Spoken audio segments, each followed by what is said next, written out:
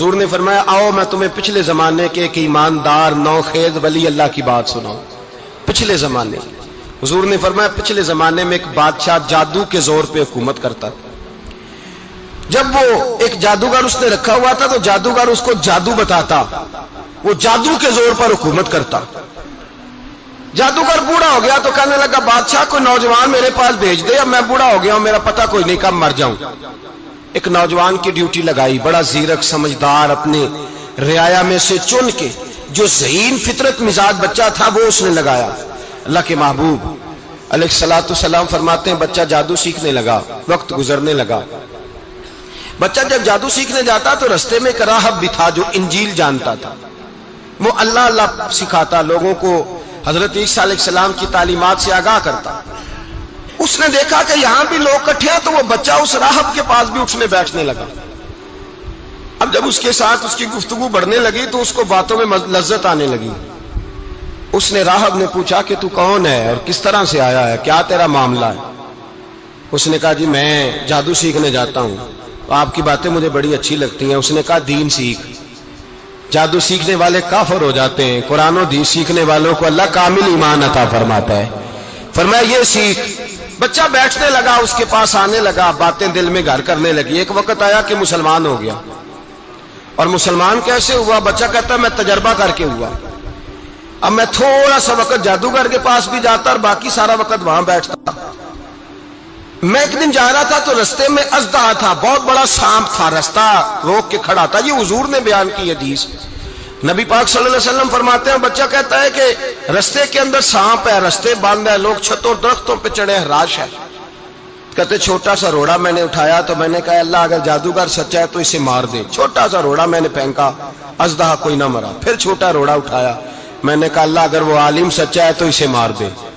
اب جب میں نے روڑا مارا تو اژدہا مر گیا. میرے اندر سے گواہی آئی نہیں دین کی باتیں سچی ہیں, نہیں قرآن کی باتیں اسلام سمجھانے کے لیے عرض کر رہا ہوں. اگرچہ اس دور میں انجیل تھی, اللہ رسول کی باتیں اچھی ہیں. کہتے میں مسلمان ہو گیا, اب میں نے راہب کے پاس ہی رہنا شروع کر دیا, جادوگر کے پاس چھوڑ دیا. اس بچے نے آنا. بادشاہ پوچھتا کہاں زیادہ وقت گزارتے ہو, تو وہ بات گول کر دیتا. وقت تیزی سے بڑھنے لگا. اللہ نے اس نوجوان میں طاقت پیدا کر دی. اب وہ اس کے اندر نا اللہ نے توانائی روحانیت پیدا کر دی. ابھی جوان ہے, 14-15 سال عمر ہے. اب جو بیمار بھی آتا وہ دعا کرتا تو اللہ صحت عطا کر دیتا. جو بھی آتا. بادشاہ کا ایک درباری تھا, بادشاہ کو پنکھا جلتا تھا, وہ اندھا ہو گیا. کوئی ایسی تکلیف آئی کہ نابینا ہو گیا, بڑے علاج کرائے, شفا نہیں ہوئی. کسی نے اس بچے کا پتہ بتایا کانوں میں. اس کے پاس گیا تو بچہ کہنے لگا شفا تو ہو جائے گی پر کلمہ پڑھنا پڑے گا, مسلمان ہونا پڑے گا. جس پیغمبر کا میں غلام ہوں تجھے بھی بننا پڑے گا, دین پہ عمل کرنا پڑے گا, اللہ شفا دیتا ہے. اس نے کہا تو مجھے کلمہ پڑھا, مجھے شفا دے, میں تیار ہوں.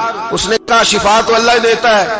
اس نے اللہ تبارک و تعالیٰ کا ذکر کر کے دعا مانگی. یہ مسلم شریف میں حدیث ہے, طبرانی میں موجود ہے. اللہ نے اسے شفا دی, اس نے کلمہ پڑھنا شروع کر دیا. یہاں ایک نقطہ لکھا ہے ہمارے علماء نے, کہتے ہیں جب اللہ ولایت عطا کرتا ہے نا تو یہ سفید بالوں والے کا حصہ نہیں ہوتی. اگر جوانی میں کوئی آدمی توبہ کر کے تصوف کے راستے پہ چلتا ہے تو سب سے زیادہ ولایت اللہ اسے عطا فرماتا ہے. سب سے زیادہ ولایت اس کے پاس ہوتی ہے. ابھی اس کے بال کالے ہیں, چڑھتی جوانی ہے, دعا کی تو اللہ نے, اور حدیث پاک میں موجود ہے کوڑے آتے تو شفا یاب ہو جاتے, اندھے آتے تو شفا یاب, برس والے آتے تو اللہ سے دے. جوان ہے. بادشاہ کے پاس وہ واپس گیا, وہ جو آدمی جس کی آنکھیں ٹھیک ہوئی تھی. بادشاہ نے پوچھا کہ کیسے شفا ملی, تو کہنے لگا میرے رب نے شفا دی ہے. بادشاہ سجدے کراتا تھا, اپنے آپ کو منواتا تھا معاذ اللہ. کہنے لگا میرے علاوہ کون رب ہے؟ اس نے کہا وہی رب ہے جس نے تجھے پیدا کیا ہے, اور وہی رب ہے جس نے مجھے اندھے کو آنکھیں دی ہیں, وہی ہے میرا مالک. کہا اچھا تو مجھے نہیں مانتا؟ کہا نہیں میں اپنے رب کو مانتا ہوں. بادشاہ نے اسے سزا دی, ستایا. اس نے بچے کا پتہ بتایا, پھر بچے کو بلا کے ستایا تو اس راہب کا پتہ بتایا. راہب بھی قتل ہو گیا, نابینا بھی قتل ہو گیا. بادشاہ نے کہا سپاہیوں سے اس بچے کو لے جاؤ اور پہاڑ کی چوٹی پہ جا کے نیچے پھینکو تاکہ مر جائے. بچہ پہاڑ کی چوٹی پہ گیا تو ہاتھ اٹھا کے کہنے لگا یا اللہ میرے لیے نہیں اپنے لیے, میرے لیے نہیں اپنے لیے انہیں اپنی قدرت کے جلوے دکھا. میرے لیے نہیں. اللہ کے بندے اپنی جان بچانے کی دعائیں نہیں مانگتے, اپنے لیے. انہیں اپنی قدرت کے جلوے دکھا, یہ دعا مانگی, جتنے لوگ ساتھ آئے تھے وہ سارے زمین پہ گرے اور سب مر گئے, پہاڑ سے گر کے مر گئے. بچہ واپس سیدھا بادشاہ کے پاس کہنے لگا, لو بھائی میرے رب نے مجھے بچا لیا ہے. جوان کا ایمان دیکھو, میرے رب نے مجھے, بولو میرے اللہ نے مجھے ایمان کی گواہی دے رہا ہے, میں بچ گیا ہوں, تو جھوٹا ہے, میرا رب سچا ہے. اس نے کہا لے جاؤ اس کو دریا میں, کشتی میں بٹھاؤ, بیچ دریا کے جا کے دھکا دے دو. بیٹھے کشتی میں, دریا کے بیچ گئے, اور جب جا کے وہاں اس کو دھکا دینے لگے تو اس نے کہا اللہ میرے لیے نہیں اپنے لیے. انہیں اپنی قدرت کے جلوے دکھا. بس ایک طوفان سا آیا, جتنے سپاہی ساتھ آئے تھے ڈوب کے مر گئے. وہ بچہ اٹھا اور سیدھا پھر بادشاہ کے پاس, اسی کے پاس کہنے لگا, لو بھائی میرے رب نے مجھے بچا لیا ہے, تیرے پاس آیا ہوں. وہ کہنے لگا تو کیا مصیبت میرے گلے پڑ گئی ہے, کیسے جان چھوٹے گی؟